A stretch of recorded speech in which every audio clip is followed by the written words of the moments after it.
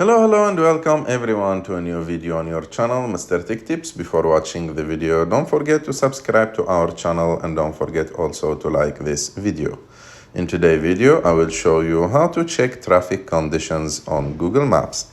To do this, it's very simple. You have just to go open Google Maps. And after that, as you can see, there is like a circle on the top right of the screen. Click on it. And after that, in the map details, choose traffic.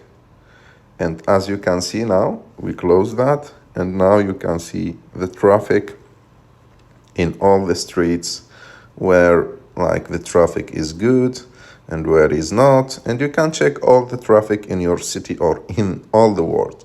I hope that you like this video. If you like this video, don't forget to subscribe to our channel, to like this video, and see you in the next one.